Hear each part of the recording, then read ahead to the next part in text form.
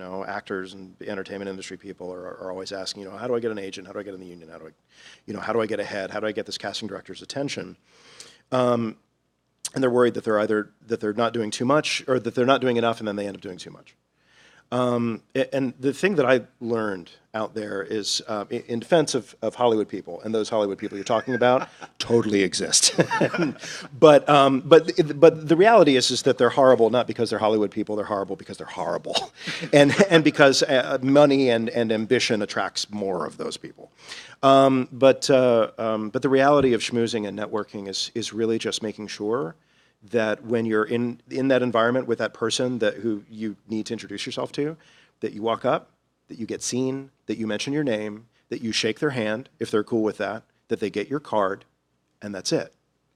I've heard it said that it takes 7 interactions with a person before you're like really in their memory bank as an asset for their work. So your job is to try to build up those interactions without hanging from a limb outside their bathroom window at night, like within the realm of reason and sanity. So, one way is obviously the resumes. Another way is shaking hands with them at a party. Another, and all that sort of stuff. But it's people will give you, and I think everybody on this panel, I'm sure, will give you valid suggestions on sending out resumes, on who to send your demo to and when and how often and all that sort of stuff. But as far as what will yield you results, in my experience, it tends not to be that clean. It tends not to be that cause and effect. Like, you kind of do all the things with all the people, and then some doors open. And there's so much out of your control that you do your part, and then you pay attention. And when a door opens, you notice, you walk through it. I know in LA, and someone was just asking me, like, should I send this person my voiceover reel, or should I send this person my acting resume, or whatever? And I say, yeah. And they say, why? I say, because that's what you do. And they say, does it work? And I say, no. And it's true. It's, hashtag true, not true. Like, it doesn't really work. Did I get my agent that way? No. Have I ever gotten an agent that way? No. Did I do it? Yeah. Why? Because that's what you do. You do all the things, and then the doors kind of start to open. So if you're looking for a magic bullet, I guess is what I'm saying, there isn't one. There's like a dozen ordinary bullets that you do every day, and over time, where do I take this bullet metaphor? Your targets die. They fall and they die. The agents will die. But it'll start yielding the fruit, the bullets and the fruit with the tree, and you'll get the job. I can add on to that, if you don't mind. Not at all. Everybody has a bubble of busy, all right? Understand, everybody has a bubble of busy. You guys have a bubble of busy. Whether you're college students, you got finals, you got classes, you got Tinder dates, you got movies, you got all that. You got your bubble of busy. When people get older, their lives change, their lifestyles change, they get more projects, right? If you're trying to get into a video game company, if you're trying to do sound design, if you're trying to find work for voiceover, you've got to get through everybody's bubble of busy. And if they don't know you, why would they give you the time of day, right? It's just, they don't have anything against you, they just don't know you. Don't take it personally if they don't call you back, they're too busy to call you back. So until you break through that bubble of busy, don't take it personally, right? Because sometimes we get upset about, like, why didn't they call me? Why didn't they contact me back? I haven't heard anything. You didn't get through their bubble of busy, right? So you've got to do things to get through somebody's bubble of busy. Resumes, demos, showing that you're professional. Also the networking stuff. Meetup.com is fantastic. GGDA, fantastic, right? Going to different events to get through people's bubble of busy is one of those ways to do it. I teach marketing, and one of my favorite things is I don't care how you market as long as you market, which means if it's a matter of going to improv comedy shows, going to film festivals, going to sneak preview movies, going to whatever. Creatives are creative and they love to have fun. When they're at work, though, they're busy. When they're not at work, go to Joystick, go to Battle and Brew, go to the places where creatives are hanging out. Just be yourself and meet people, right? If you're great at certain games, then you know what? At Battle and Brew, they've got them up on the big screen. Go dominate, right? Make yourself known. If you don't want to do that, if you've got social anxiety, then that's fine. Don't do that. Go online. Don't be a troll, but be nice, be fun, be engaging, be somebody that other people want to hang out with, right? Just be yourself, but you've got to do something to break through people's bubble of busy. Until you do that, they're not going to have time for you. But they've always got 5 projects. I guarantee everybody here has 5 projects that they're working on that they're trying to get something for, that they need people. So if you can get on that short list of people's short lists, that will help you tremendously. Okay? Let me give you one practical thing you do instead of just sending out your demos. Approach your demos more like fan art. A lot of artists get tired because they do this fan art for these games and they show it to directors, and it's amazing. It's usually better than what the game's producing. So we'll do a lot of demos where we just love the game. Pick 5 games that are out there that you love. You love the look of them or you love what they're about, and focus on those 5 and say, okay, for these 5, I'm going to produce a demo for them that is targeted specifically for them. Send it to them, just say, hey, I'm not looking for a job, I just like your game, and I produced this music or soundscape or whatever that inspired me from just this artwork, and maybe even do a video of the artwork playing, which is stuff playing over the artwork. And it has their logo and everything about them. It's I'm not pushing this agenda on you, but I just love this, so I did this, and it's for you to pass around. And somebody is going to love that. The artist will love that you use their art, or the designer will love that you even thought of them. So I know someone who got into voice acting through that method. Yeah. Just target yourself a little more than just throwing it out there, because I guarantee that's getting lost in the noise. But if you really love something, you're going to produce something that's going to get a little more notice. Yeah. We'll come to you. We had one in the back. Oh, can I answer and let this? somebody else, Question? yeah. I just wanted to say quickly, you just can't avoid paying your dues. You've got to pay your dues. And, it might sound like no consolation at all, but this is also the last time in your life where you can really focus purely on improving your skills as well, too. Because once things do start moving, they just don't stop moving. So, that's probably not it's not going to make you feel happy saying that, but it's true. You should, continue refining skills and, and just pay your dues, and everything will be fine. This is going to sound like weird advice, but also liking things is incredibly important. I got my first big breakthrough gig because I liked Doctor Who. I'm not going to go into a detailed version of that story unless we have time. Later, ask me if you want. But the point is, liking things gives you more to talk about, gives you more in common, gives you more small doorways for small talk, makes you memorable to people. I still remember a person, they have no idea exists, but I remember this person based on a conversation at GDC years ago, just because they told me they liked a comic that happened to be one of my favorite comics that no one else cares about. No one else likes this comic. I mean, plenty of people do, otherwise it wouldn't have made 80 issues. But the point is, little things like that make you memorable. Make sure your stuff is organized. Make sure that everything that you send out is tip-top, that there's no typos, that your name is easy to find, that your demos are easy to find, that your website is easy to navigate. Join organizations like the GGDA and other organizations so that when people are looking for people to work with and they go plug the name I need a sound designer, your name comes up, and then they can click on one button and find your demos. Make yourself easy to find. Get business cards. There's no reason why everybody in here should not have business cards. You can get 500 for $20. Make them easy to read. Don't leave off your email address. I met a guy at GDC who left his email address off of his business card. Don't leave your business cards at home when you come to Siege, like I did. Same. Make sure that not like me, but make sure all that your stuff is in tip-top shape so that when people are ready to reach out, they can easily find you.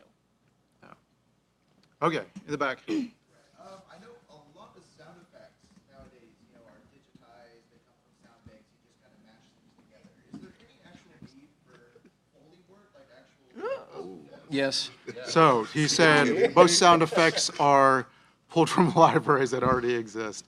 Is there still room for Foley or recordings in general? Yeah. You can be the person who makes the libraries. And on top of that, yeah. look, if it comes from a library, everybody's already heard it. And I guarantee you, sound designers have the most snobbish, discriminating ears. They know all those libraries. Mm-hmm. They don't want library sounds. Yeah. These guys are geniuses of sound, right? So they're going to create new sound effects. They're going to take raw environmental effects, and then they put their own tweaks on it. You don't want just something that's old, even 5 years old or 3 years old, is ancient in sound designer terms. I got a good Foley story for you if you like when I had to record something. Yeah, so person needed footsteps. It's footsteps, can't be that hard, right? So I went through all my footsteps, found the right footsteps, put it in, sent it to them. They're like, not a fan. I'm like, okay, tried a different set of footsteps. This one's perfectly, it's a lot more delicate, a lot more light. Went for that one, not a fan. I'm like, okay, I spent like 5 hours recording footsteps. And then finally I got my jeans here, and I put a mic right up on it. I did this. Recorded that, still not good enough. I'm like, what is wrong? And they're like, it sounds too loud. I'm like, have you tried turning the volume down? They're like, no. Oh, that sounds great. So there you go. That's why. That's a whole field that hasn't been talked about in any of the panels that I've been in, is field recording and creating sound libraries. That's a whole nother field that you can succeed in. Yeah. Yes, it's very much relevant. Libraries are great too. Yeah, they are. So I mean, there's a time and I place, use right? Yeah, So yeah. there's every now and then you gotta use, like, they just sound amazing, like some of the boom libraries. Yeah, I Amazing. mean, what No, can you do? I'll turn to libraries. Back when I did sound, I don't do sounds anymore. These guys do sounds for me now. I would turn to them when it's a sound that I couldn't get, like some gun recordings. I just can't get them. I've done gun shoots, but if I need these super specialty things, I'll go to libraries for that. Just stuff that you wouldn't normally get, and then I'll go there if I don't have time. Like, I just got to throw this together and it's going to be there. But if you're serious about sound design, you got to stick a mic out there and record sounds, because that's the fun of it, right? I mean, Yeah. being able to find those sounds. And yeah. What are good For library sounds? sound libraries? Or- Are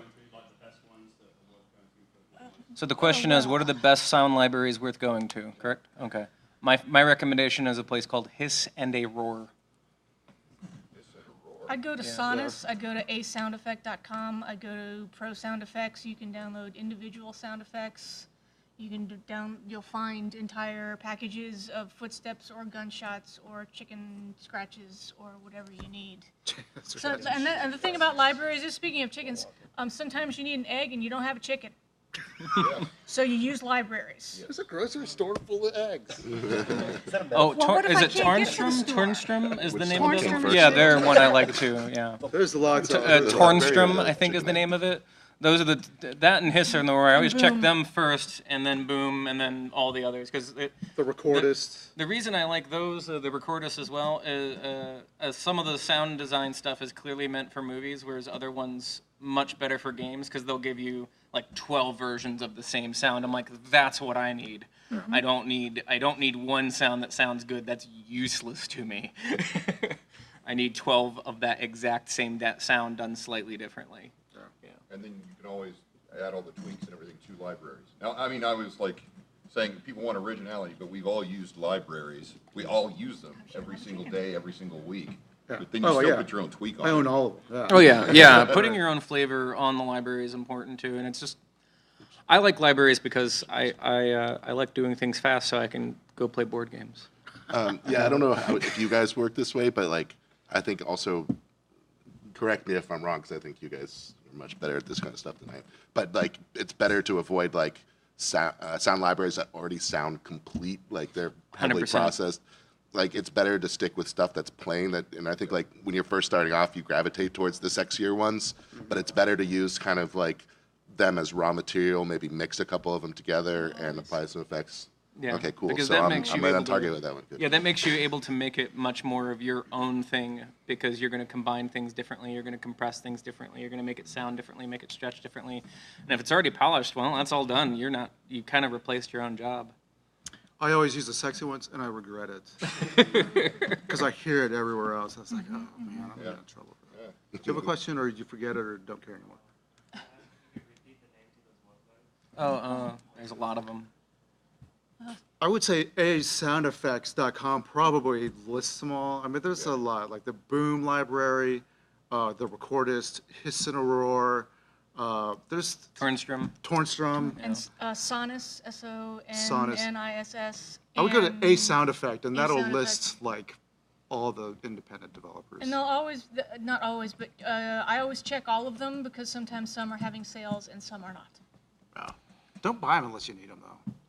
You don't get gas. All right, we have Or three. buy them when they're on Got super three sale. questions. I'm going to go from you to you to you. What do we have? 10 minutes. 10 minutes, so make it quick. Damn. Oh, here we go. What's the most fun sound you ever made? Roars. Actually, my mocking laughter with Shao Kahn.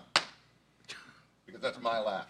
Like when I'm like really laughing at something. So the fact that that echoes in people in their minds, and I've now enjoyed them rage quitting on YouTube and seen all those videos, and it just, yeah, it makes me happy. I'm not sure if this is my favorite sound, but it was a very memorable moment for me, so I view it as my favorite moment, not necessarily my favorite sound. So I'm in the closet. There's an Optimus Prime giant figurine and a screwdriver and some metal screws and a few other pieces of junk and a popcorn bowl. I'm shaking it in front of a mic, and I think to myself, I'm a professional. That's it. That's it. That's good. I like that. Laura. I did an entire piece of music for a slot game called Bust a Pig. It involves me bust a pig. That's awesome. That's so. Isn't that a record? That's really a lot Not of to be imagery. confused with the Smash follow-ups, Mine to Gold, and what was the third one? Catch to Fish. Okay, so this is not by no means the best piece of music that I've ever done. Is it the most fun? Yes. Did the client love it? They loved it. They made T-shirts. Nice. Bust a Pig T-shirts is too big for me, so I can only wear them to bed. But they loved it so much they did two other versions: the Catch to Fish and Mine to Gold. You can play them in Georgia at gas stations near you. Nice. They're redemption games. I once, like, you know, as like an April Fool's prank, put a bunch of Mario sounds for my Space Marine jumping, and I removed all of them before we launched the beta, except for one material which wasn't used on any map until one of the level designers added that material. So that was the fastest patch I think that I've ever had to do. Let's see if I can do this. Ooh, Predator. You want the ugly motherfucker. Yeah. That's Time to bleed. that gets the oohs and ahs, but it's not really the most. You asked for the most fun, and this is the most fun. See, when you do it into your shirt, it resonates like like there's a layer of denim.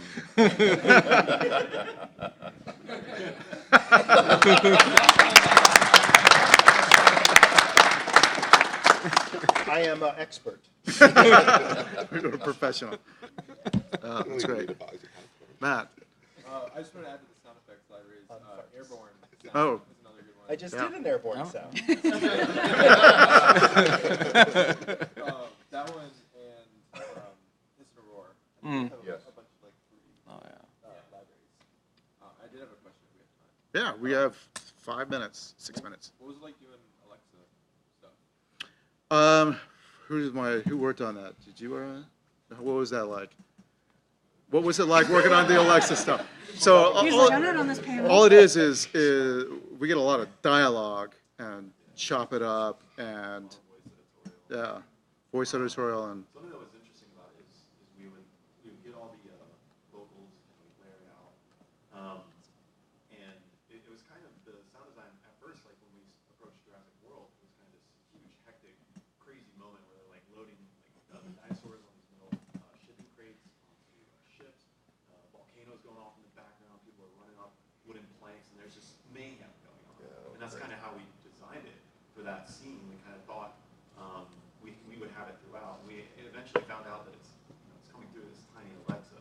So what we had to do is take more kind of like a children's storybook approach, and it was much more like they kind of this happens, and then there's clear, clean dialogue, and then this happens. So, but it was a lot of fun. yeah, very like moment to moment, like Yeah. voice, then the sound, then the music cue. You know, it was There would be maybe a little bit of overlap, but it would usually be clean and then just let the dialogue be present. Also, no Atmos mix. no Atmos mix on the no. It was kind of you do all this work and then it's like, oh yeah, it's coming out of that speaker right there. Yeah. Mono. That's such a letdown. Yeah. I actually have a question last minute. I'm curious what you guys say on this one. Medium budget game approaches you, whatever that means to you, and you want to pitch them the idea of using middleware which one do you pitch them and why? Good question. Oh, you heard that. Sorry. Repeat the question into the mic. I always pitch wise. Yeah. I don't care what the budget is, and I always win. Wow, I wish I could win. Because It's you an uphill fight for me every offset it, time. you give them this huge labor budget and say, if we don't have this, and it's not going to show now, but when we start mixing, this is what you're going to start paying for in labor to mix the little decibel numbers in Unreal. Or, why isn't I'll just pull a slider down? So I offset it with like, oh, we'll save the money in these different places. Like on programming, we'll save it on labor, we'll save it on mixing, and and I just love Wise. So never use any other middleware. Maybe I'm not the best person to ask. No, that's fair. No, Wise is definitely the best in my opinion, and I think for all the reasons, it's a great editor. It also has great debugging tools for like position of sound, like sound debugging from the content side, but also like memory debugging for the gives some like sanity to the rest of the engineering team. Yeah, it's like, and I think it's a lot easier now to convince people than it used to be, because it's been around for long enough that people trust it implicitly. So, Yeah. I use Fmod, so I'm a terrible person.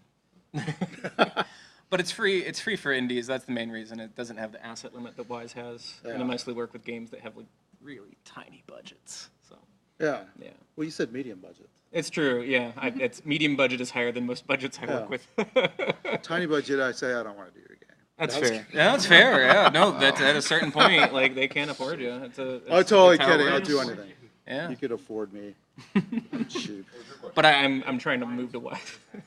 What's like the warm-up you guys do before you do your voices? What's the warm up? Yeah. Like for your vocals. Yeah. What do you do to get into character? My larynx can't do that. Well, if it's just a warm up, I've got a list of tongue twisters that I'll roll through to make sure that my dialogue is always nice and clean. But if it's going to be for something like in terms of roaring or something like that, honestly, yoga, stretching, because you want to make sure that you've got your breathing. Breathing is the most important thing in terms of like when it comes to characters. For me, that's the way that I teach it as well. When it comes to the nonverbals, that's the most important thing about finding the character. So how does the character breathe, right? It all starts with breathing. So if it's a matter of warming up, honestly, because I've got a bunch of different things going on, I always try to make sure that I do yoga at some point during the week. Because no joke, it's really good for stretching, but also in terms of breathing. Yeah, you know what I'm talking about then. Helps keep the crazy down. Yeah. So, so yeah, yoga for breathing, and then also tongue twisters to make sure that your mouth is awake and is aware, and it knows it's ready. It's time to work. Drink a lot of water. Yes, water, room Hydrating. temperature bottled water. Okay, I think we're looking at one more, and that'll be it. Yeah. Oh, yeah. We'll No, be it's here. not. We're We'll be low here on time, afterwards. and Yeah. it's really geared toward like one dude. So Yeah. it's cool. You can ask me after. Go ahead. Is it a myth that roaring and growling is damaging to the... Interesting. It can be damaging, but understand that your vocal cords, your voice is a muscle, right? So you got to strengthen your muscle. So you've got to do things to work out your muscles. So that means, going to amusement parks, having a good time, going to concerts, roaring, having a good time. You need to roar. You need to roar. You need to do the primal roars and primal screams. You don't need to do that the day before you record, but you need to do that on a relatively regular basis so that you are able to roar on command and roar for hours. And again, when you're doing anime, it's mostly action, right? It's fighting and action, and especially the most popular video games are fighting based, and so you're going to be roaring and growling and doing all these different things a lot. So you need to make sure that you are strengthening your voice. So doing things like improv comedy, just in general, having a good time, laughing, being vocal, D&D, playing different characters, right? I'm the #1 proponent for D&D, and run the games. Yeah. Don't just play. Be a DM, and that will force you to develop different characters. Here's another example. I would actually like to speak to that. Yes. I taught voice at a university for many years, so the issue of vocal strain, especially being a video game person, is one that I've had to address a lot and also deal with as a director, because I have to sometimes tell a client who's paying me that no, we have to send the person home and you have to spend another $1,000 to bring them back because they're done. I talked about this at a conference for the voice. It's called VASTA, the Voice and Speech Trainers Association conference. Because their thing, they're all like theater people, so they're all, if you're hurting your voice, you're using it wrong. Video games like stunt work, and I call it, the presentation was called Vocal Stunt Work, Video Game Voices. Video games, kind of like anime and some ADR, if you're doing like Saving Private Ryan or something like that, looping for like a war movie or something. These are special cases. And the way I would try to sum it up in one sentence, because people would try to make the argument that, well, the reason why actors hurt their voices is because they don't have the right training, which puts the onus on the actor and not on the activity. It's kind of like saying that the reason why football players get concussions and brain damage over time is because they're tackling wrong. No. It's because they're slamming into other 300-pound steroid-ridden giants of flesh, The nature of the work we do when we're roaring, when we're screaming, when we're yelling grenade, the way I frame it in a sentence is that type of work pushes a trained voice past the limits of what a trained voice can endure without risk. So we take on risk, even with extensive training, even with extensive experience.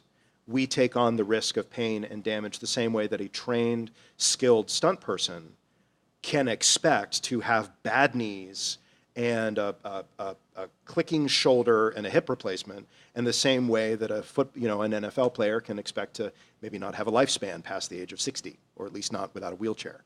So if you are a singer, or if you have a voice, you have like a Yuri Lowenthal kind of voice, where you're well into your 40s but still are playing Peter Parker, then you want to avoid that stuff. If you're like me and you idolize Tom Waits, and you don't mind vocal damage, then okay.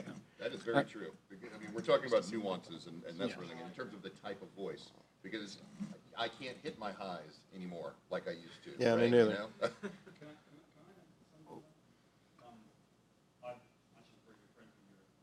Oh, great. His work in Spider-Man's awesome. Oh, great. So I've voice directed him before, and there's one thing I think you guys have not mentioned, which is actually scheduling. It's about you get voice actors into the booth, and you're asking them to do taxing stuff. You bring him in on a Friday afternoon. And you guys didn't mention that. Like, can you speak about that? About bringing them in on a Friday? Well, about giving them the stuff that's not going to tax their voice first, and then at the end of the session, don't make them do all the barks and the impacts and all the stuff at the beginning of the session. Yeah, I think that's kind of touching on an important issue, although a little tangential, I think, to your actual question. But yeah, you do. The way I always put it is, obviously you record. Well, maybe not obviously. You do. You record the screams, the grunts, that sound. They do, and also with character voice types. I always say when you're doing a fantasy game and you bring someone in to voice an elf and then an orc, record the elf first. If you don't, the elf will sound like the orc. Because of vocal strain. So yeah, with the kind of work we do, vocal strain is inevitable. It's cumulative. Always do the screams at the end. But voice actors who have done this work before, if you don't know, they will tell you. Also, with Funimation, when you go and you record at Funimation, you're going to go to different booths throughout the day. Typically, you're going to schedule on a Thursday or Friday or Monday or Tuesday, whatever it is. But usually if you're local, it's going to be Monday or Tuesday or Wednesday. If you're flying in, it's simply going to be on a Thursday or Friday. Because if you're going to be doing roars and that sort of thing, you don't expect to use your voice for the rest of the weekend. Because, it will wear me out. And I will have a hoarse voice either for the rest of that afternoon, but I also know how to recover my voice. Drink pure honey or Ninjam Pepakoa, which is this fantastic Vietnamese cough syrup. Ninjam Pepakoa. I swear by it. It's amazing. Just making that up. No, I swear I'm not. I promise. That's the name of it. It took me a while to learn the name, but Ninjam Pepakoa. Do look it up. It's fantastic. You can find it on Amazon for like $12, or go to Nam Ding Moon. But my point is, you're going to have to do different schedules. Like you're going to have different shows. So like last time I was in Dallas 3 months ago, I did 4 different shows. Overlord. The second one was My Hero Academia, which just came out. So you guys saw me fighting Bakugo, and it was great. I was the guy that transformed into the troll, that fun thing. Anyway, that wore me out. That was my second session, and then the third and fourth different jobs that I had to be very, very careful about straining my voice because I knew that I strained my voice in that second session. And so, but again, that's the kind of thing where I'm saying you have to strengthen your voice, realize it's a muscle, and you also have to be mindful, and also the directors, they have to be aware of what each one is scheduling and recording, because when you have that actor in there and you want him for certain roles, if he blows out his voice, then you're just going to have to pay him to come back the next day or the next week or the next month. And so time is money. So everybody has to communicate. Honestly, communication is one of the most important things. Believe it or not, not everybody does it, even though it's all about sound, but not everybody communicates, just from a working perspective. All right, speaking of communicating, we're going to communicate that this is over, because we're over our time. But thank you very much for indulging us, and I think we'll be here if you have more questions, just to come up here. So, thanks. And I again want to apologize to the panel and to everybody here, but this is GGDA. We are all about networking, right? That's the whole point of this convention. Yes, we are, and I mean, I've been networking all the way up. Also, if you're a sound designer or a producer, we're looking for sound designers and producers. I want your cards and resumes. I didn't bring any cards. There you go. If you don't have a card, you're fired. There we go, yeah. Dude, I want to thank you for getting me, man. That was I was going to say the other thing. His voiceover can only be heard by whales. Check. Yes. Simulants. I don't have to do this again until 2021. I'm buying you a beer after this. Yeah, why aren't these all Buy me beers? some cough drops. Who is the missing person from this panel? I am. I don't know. Wait. Does anybody have a program handy? It was me. I was never really here. It would have been great. Like, any one of you could have like walked up here and said you were the panelist, and I would have not known. Like, I would have gone, oh, hey, good to meet you. Great. Except you, I know. Sit down. Throw him out. Remember I said I'm going to point this at. Bye-bye. I feel threatened by this man. Wow, that was super creepy. Got a white van. Candy. Bob. Bob Carter. Godfrey. Oh, Bob Carter. Yeah. How could I forget Bob? That dude's. Bob. He will talk forever. Okay. Oh, God. Cool. So, welcome to the official title of this is Rickwood Music Presents Ask Me Anything? Ask Us Anything? I don't know what it is. So really what this is almost like a round table. I assume everybody's seen some of the audio talks. Apparently not Andrew's. There were two people there, but. No, there's two people of mine. Oh. A lot of people of his. Oh, good. Well, this is Laura.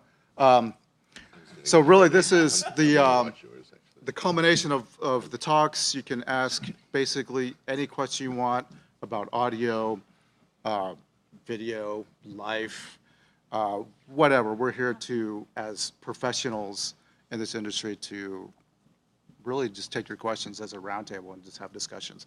So what we're going to start with is, yeah, already. What's y'all's opinion, what's y'all's opinion audio-based to work on, like to use?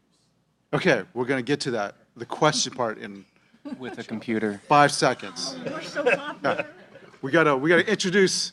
We have to talk about us to figure out like why you should believe what we say. So, Yeah. starting from, do you go by Nathan or Nathaniel or Nathaniel or Nate or Nate. Nathan or honestly just hey dude. And Yeah, any of them work. this dude? Yeah. There you go. Yeah. So we'll So- start there and we'll just tell us who you are, what you do, and the last game you played Last game I played that you enjoyed. that I enjoyed. Oh, gosh, I hate them all. No, I Or the one you I hated love the them most. all. I love them all. So I'm Nathaniel Chambers. I've been doing audio for games for the last 10 years. I do sound effects, music. Occasionally I do voiceover implementation. I'm trying to learn more on that because, hey, more you know, the better. And the last game I loved. There's so many good ones. I really enjoyed the new Spider-Man game, but I want to say something like super iconic that everybody's like, yeah, that was good. But no, I mean there's so many good ones. I'm really enjoying the South Park game right now, and yeah, no, not the South Park one, but it beat Spider-Man. Nice. I'm Chris Rickwood. I'm a composer for video games. I've done things like Smite, Brawlhalla, Orcs Must Die, Age of Empires Online. I've worked in the industry for 20 years. Whatever. And I have a team called Team Audio. He's on it. Laura's a bit on it. Jordan. And we provide full game audio services. We've just worked on, I gotta think if I could say this or not, Darksiders 3. We worked on the Jack Ryan game and the Jurassic Park game for the Alexa. And I think that's what we've worked on recently, those three things. Super's Lucky's Tales, I don't know if we can say that one, but we did work on that. And we're continually working on all the high-res products, Smite and Paladins, Realm. That's all I can say for that. What was the most recent game you enjoyed? Oh, That's the important question. I just finished Spider-Man as well. Awesome. 100%ed it, and I just started Assassin's Creed Odyssey 2 days ago, and it's actually it's drawing me back into the franchise. I'm liking it. Yeah.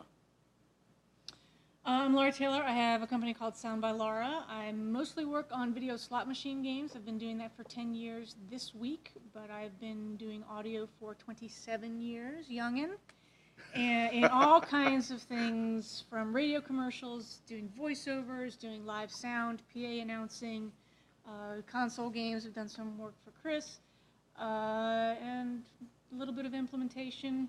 So I do a little bit of everything. That's how you make a freelance career go. And the recent game that I played that I really liked was Robo Recall on the Oculus Rift, and I like it so much I kind of wore a pattern into my carpet because I was standing in the same place for a very, very long time. Hopefully I've resolved that, but Robo Recall was pretty awesome.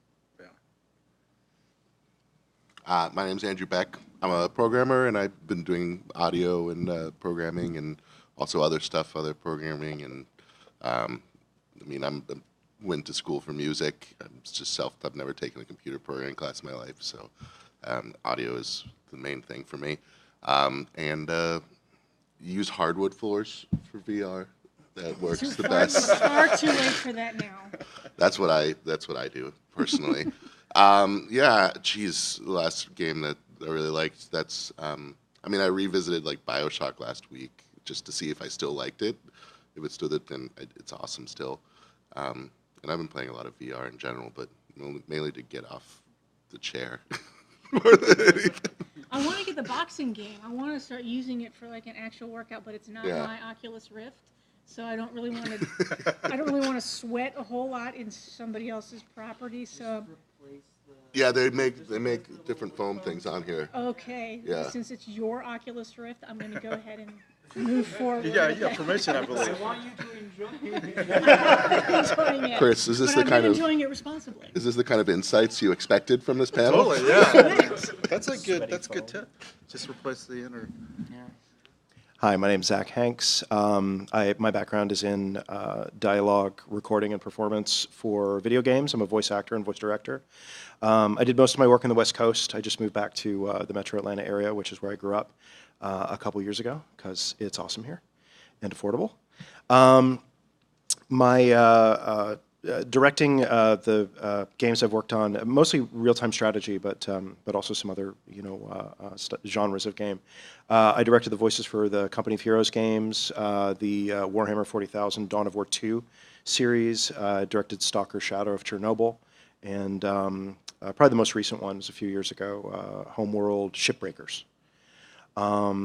As a voice actor, a lot of AAA games, Mass Effect, Diablo, Dragon Age, Final Fantasy. The role I'm probably best known for is actually still the first one I ever did, which was Call of Duty 4 Modern Warfare, the Scottish sniper captain, Captain Macmillan from the All Gillied Up. And still keep the Coriolis effect into account. So. That was all my doing. I designed it. Literally, they said, say this. Okay. Awesome. So you see we have a pretty good panel. We're missing Bob Carter. He'll do the Kool-Aid man through the doors if he gets here. He's a big dude. Anyway, he's a voice actor, but we have voice covered too. I wish I could take more credit for them. So we're just gonna open it up and just ask questions. We'll have to repeat it since we're taking video and audio of this, so people can watch it streaming and later on video. But you're first, since you had one. What was your question? Hey, you're an actor. Or half an Program actor. do you guys prefer to use for audio, like to adjust your audio and stuff? What program do you guys like to use to adjust your audio? Basically, what DAW, I guess. Like, okay. Yeah. Which DAW or which plugins in the DAW? Oh, God. Just keep it to the DAW. We'll get to plugins later. I'm enjoying the Slate audio plugins right now, and I use Logic mostly. But I've heard a lot of people swear by Reaper, so I might move to that at some point if I have the time to learn it. Yeah, Logic for music, Reaper for sound design for sure. Mainly Pro Tools these days, but I've been through 5 DAWs. I also have Studio One and Reaper on my main machine, and I have Audition 1.5 on my tiny little old PC laptop, just in case I need it. But Pro Tools mainly. Yeah, I'm still using Logic a lot, and I'm getting more and more frustrated with every release. But like, I'm so used to it, I'm just afraid to leave. But I'm like, I want to move to Reaper. For what, you use it for audio? Yeah, for audio, for recording. I mean, for music mostly. You know, yeah. You're good then. Yeah, I yeah. use it for sound. I'm sorry. If you're editing audio like it's Oh, on the sample level? Yeah. it's miserable. What do you use for that, though? Reaper. Reaper's a dream for audio. What about like Audition, too? I've heard a lot of people Audition's really like it. great, except it's made by Adobe. And you have that thing call in every time you use that That's stupid right. program, and That's it's like, oh. You have to buy a subscription to it. And if you have more than one computer, like if you have 3, let's say you have 3, it'll make you log out of one in order to log into another one. Oh, It's, wow. yeah, it's dumb. Yeah. It's a pain. People are looking at me. People hire me to pretend I am a orc. Who gets the applause, Bill? Have What's you ever this heard of world Orc? coming Is to? that- Is that new? Getting applause. I am not good at other stuff. No software involved. Yeah. Consider yourself lucky. I wish I could do that. Yeah. I dream. All right, questions. You got to have them. Had all day to come up with questions. Yeah. Matt. Kind of for Zach.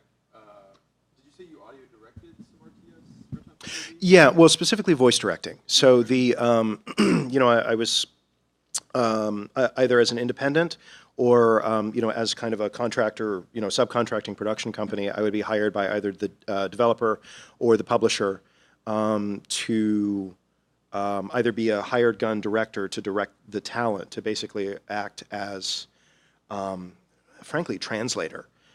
Between someone on the dev end, whether it's a producer, a writer, narrative designer, audio lead, whatever, to talk to the actors, and one, to get out of them what you need to get out of them, and two, to do it in a way that makes it easier for them to deliver the results you want and not harder. And that seems kind of basic and obvious, like don't be a jerk and tell them what you want. But it's a surprisingly specialized skill set. So. Yeah, I was curious. I grew up playing so many real-time strategy games, but that's the one game I haven't touched in development at all. Which one? Real-time. I never worked on. Oh, that's the one type of game. Yeah. Sorry. So, I was like, there's more than one. no. Yeah, you know. Like, I know Blizzard wants to say that StarCraft, but it's not true. So yeah, I was curious how, if you experienced kind of voice direction for other games, how that differs for real-time strategy. For real-time strategy. Gosh. Repeat the question real quick. Okay, so the question, if I have it correct, is how does voice dialogue differ for real-time strategy than it does for other genres of games? So I'll apologize in advance if I fail to answer this in a really kind of concise way that talks about real-time strategy versus other, as opposed to getting into the differences between real-time strategy and specifically first-person shooters or real narrative-heavy RPGs like Dragon Age and stuff like that. But as far as the writing goes, and again, I'm not a writer, I'm not a narrative designer, but I've had a lot of them in my hands. And I've taught a lot of people how to navigate them. So real-time strategy basically is about for the most part, is about unit responses, and the units that you're navigating as a player are either responding to their environment or they're responding to the player's input. So with real-time strategy, perhaps unlike some other genres of games, the dialogue audio is absolutely necessary. It's integral to navigating the game. I don't. Maybe the game can be navigated with text only, but I can't imagine how. So the things that kind of go into it are that you need a line for each unit response that clearly communicates to the player that you have given the unit, that the player has given the unit the command the player intended to give, and that also has a subtext underneath the, for the Emperor, or, for the Imperium, that clearly is communicating that you've given an attack command as opposed to a halt command. So it's got to be written in such a way that the subtext is clear, which is basically the game saying, attack command received, attack command received, attack command received, while also written in a way that keeps you immersed in the setting and the narrative and the atmosphere of the game. And then having like enough variations on that for each response that it's not dull, so it doesn't sound like attack command received, but not so many that it's confusing.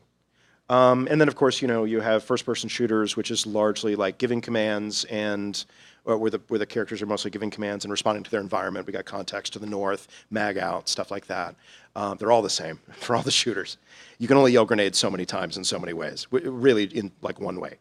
And then in the big narrative heavy RPG games, it's at least for like the Mass Effect style and Dragon Age, it's all dialogue branching, dialogue trees. So I hope that is helpful in some way.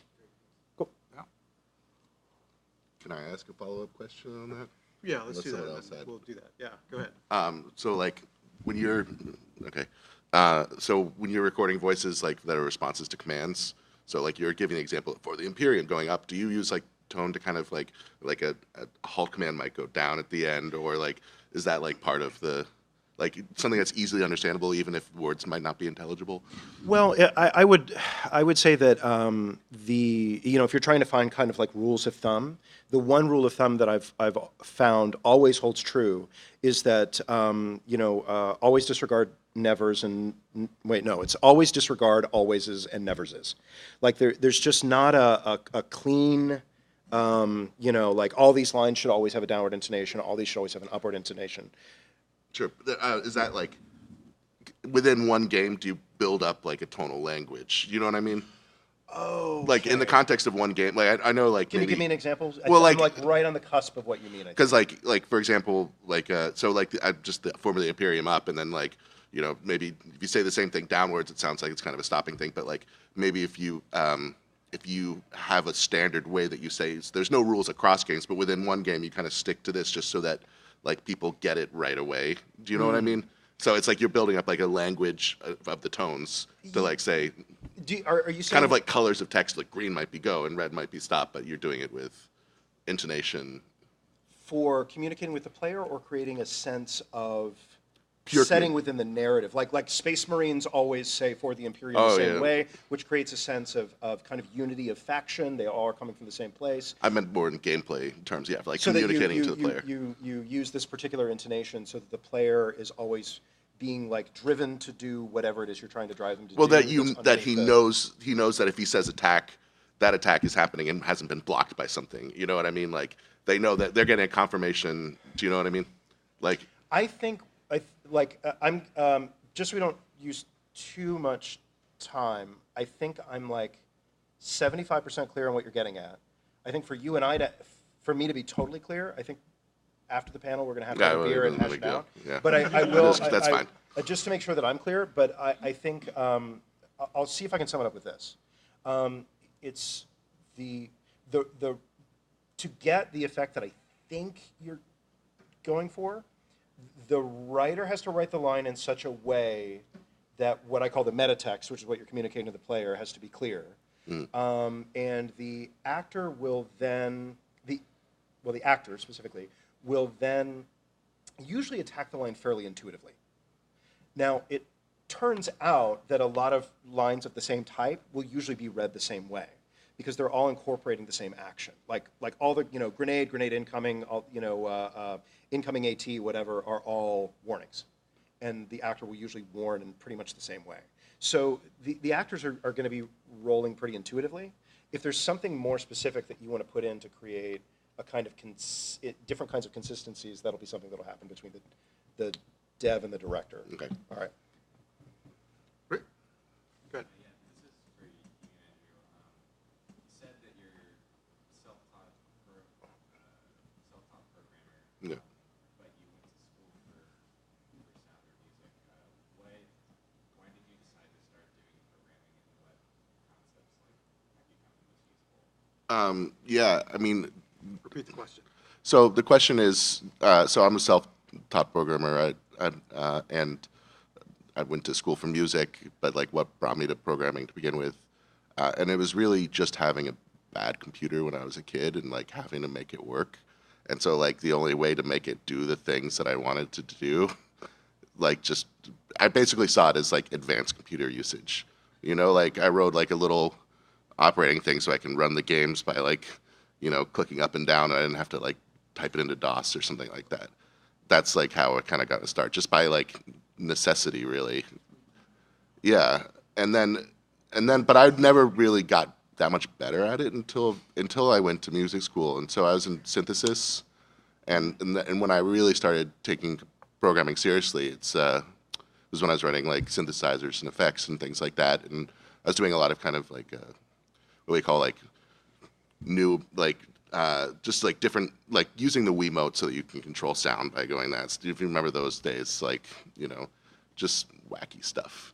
And that's, I think, like, I've never really learned it for the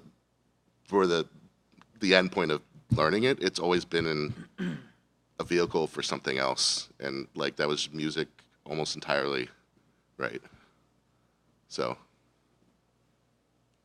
I mean, yeah, I mean, and it's and a lot of, I think if you look at a lot of like really great electronic musicians, it's like Aphex Twin writes a lot of code himself, and I think like there's a lot of really great musicians. I mean, Kraftwerk built their instruments like they're meant to be like folk music but this is, I guess, getting off topic of video games, but like I think like knowing how that kind of internals work, I think it's just another way of expressing musicality, really.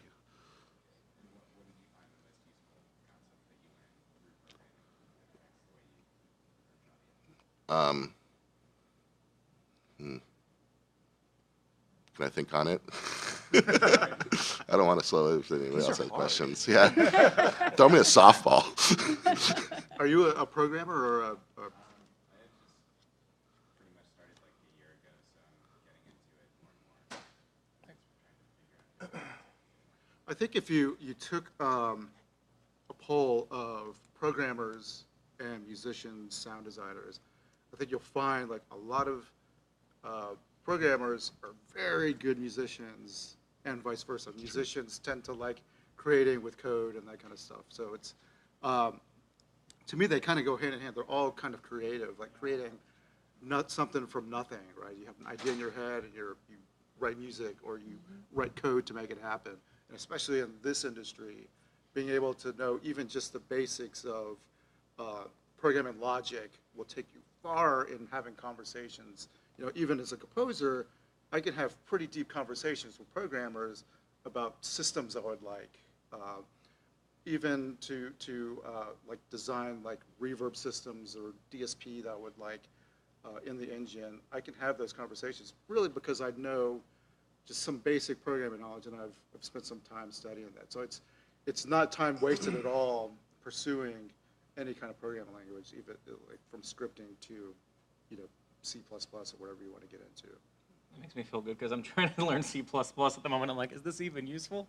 I find it fun, so I don't know. I mean, Yeah, I'm enjoying it, but I mean, practicalities are. Yeah. I had a question though. For the audience, I wanted to know, show of hands, who here's more development side, or who here's music side, or who is both, just so we know how to Yeah. maybe frame our answers. Let's do this. Yeah. Who's a programmer? Okay. Who's a sound designer? Musician. The stratification in the rows is Yeah. really We should- Producers, every programmer should like sit next to game them. designer, Not you. producer, developer, A voice? we have any people who are just voice? Awesome. voice people, voice actors. Hey, all right. And who is distinctively a composer rather than a musician? Sometimes people draw a pretty big distinction. I was just curious. Wow, only one. Who? Like I said, I'm trying to learn a little bit of all of it, so I have that variety. Who's never made a game or worked on a game? Okay. All right. That's a good poll. Cool. All right, questions? Yeah.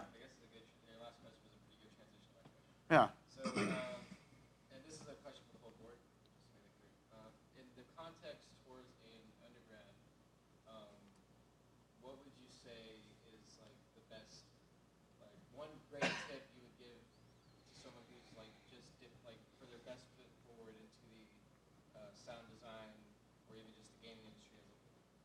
So as a student or new graduate, what's the best way to enter into the industry? Who wants to go first? I can share just like my opinion, and it's like what you're literally doing right now, coming to conferences and meeting people.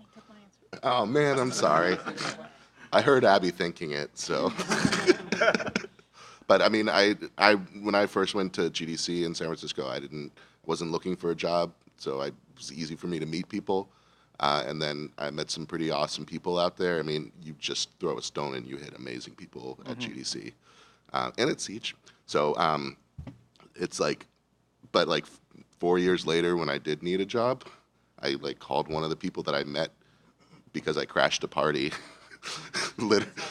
Yeah, and I just, they were like, yeah, we need someone. So I mean, it's really just it's about people, and it's about talking to people and being excited. Networking and conferences are super important. I think the other thing is it is unfortunately. Do you want to do music or sound effects? I think I'm more towards music. More towards music. Music is unfortunately what I would call a fairly saturated market. I think this is a supply and demand ratio that's a little off at the moment. One of the things I'd recommend most is just consider learning to make your own games in some ways. Like, it's become easier and easier these days, and there's a lot of great online communities and game jams for that. And I think the more that you can show off that you can do the stuff yourself, not the games, but you show off your music capabilities by pointing like, no, I made it for this game. It's a lot easier to get your first music gig when you have already had your first music gig, even if it's something that you made. But I also think that it's not an easy market, and as they were saying, just I would say at least half of my job is meeting people, talking to people, catching up with people. Yeah. So I want to bounce off of that. When you meet these people, do not tell them that you are a musician or a composer. Excuse me. Do not bring that up, because the subtext of that is you want to become friends with these people as people. You want to work with people you enjoy working with. You don't want to work with people that you're just working with them because they can give you money and pay for what you want to do. So my advice is just make friends with people and make deep connections, and you'll meet them throughout your life. You're kind of at the perfect point, like as a student, if you haven't graduated yet. Just meet everybody you can that's associated with the game industry, like artists and producers, designers, other musicians, sound designers.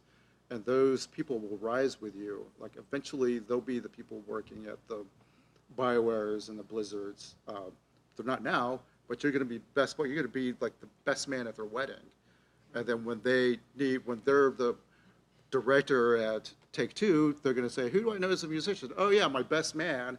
He's going to do my music. You know what I mean? Like that's the kind of connection that I try to make. I don't try to get business. I just try to collect friends and go to the bar and buy their drinks, and then eventually they'll be like, oh yeah, Rickwood bought me drinks for the past 20 years. Maybe he can do this sound for me. It's this one. just as a thank you. You know what I mean? Like it's like to me that's a little more fun than like I never moved to LA because I didn't want to do that like Hollywood like let me meet these people to give me jobs. Like that's not me at all. Yeah. Like I'm very much an introvert and very much like want to go home and do my own thing. But so I focus on like just making friends and having fun. People can tell when you've got an agenda and nobody likes it and you want something. I mean, I think it's just like, yeah, if you surround yourself with excellent people, then just like it'll work out. I mean, I don't, it sounds a little hippie saying that, but it's definitely true. And I'm really cynical and I still believe that. But can I got a thing. oh, sorry, I was going to ask about the music. Don't only focus on video games. I must only make music for video games. There's an entire world out there that you can make music. I can't hear myself. That you can make music for. Don't just focus on games. That's a crappy way to make a living in an oversaturated market. So if you look for other opportunities to make music and you hone your craft that way, when the opportunities that you generate by coming to conventions and making friends, when those present themselves, you're ready. You're polished. You're better. You have a demo. You have a website. The whole world of music is out there for you. Write jingles. Write By the way, background music. Have you Write talked elevator to music. Have you talked to anybody that's demoing a game out there? Yeah, I've been. Did you tell them you were a musician? I haven't mentioned. I guess I'm safe for now. Yeah. I told every Buy 'em one of food, them I'm a man. musician. Like say, hey, you've Got been no standing time for here. friends anymore. You've been standing here, like, bring a drink to them and just say, hey, I've noticed, like a drink, but maybe water. Like, hey, you've been standing here for a long time. Here's a water. You know, they'll remember that. Okay, so we have a question there, and you had a I was question. gonna say one it's other okay, thing. it's Are okay. you a student right now? I would recommend interning. I'm not a big fan of the practice of it, but I know it's a great way to get your foot in the door. And you know, regardless of my feelings on the practice on it, I do wish I had done it when I was a student. I made excuses, and in retrospect, it's like no, it's a terrific way to get your foot in the door in this industry. And most of the people I know who have interned don't regret their internship. Oh, they are bitter about the policy about internships, if that makes So sense. bouncing off of that, Ariel would have killed me if I didn't mention this. There's a program called the AMP. It's the audio mentoring program. It's completely free, and you sign up, and they match up professionals with mentors and mentees. So you'll get paired up with these crazy high-level people, and you And have. also us. And sometimes you get like one of those. Sorry. But you'll get at the minimum like 4 phone calls with these people from an hour to however. Mine always lasted like 3 hours of just like picking their brains, and a lot of times it'll lead to, hey, like introductions to places that you would have never been introduced. So I think it's, I don't know what the website is. ampproject.org or something. Audiomentoring.org, I think. Audiomentoring.org. Go there, sign up today. You will not regret it. It's free. Anybody, It's free. really anybody, not just like people looking to get in, but if you have questions, you'll get paired up with people that can answer those questions.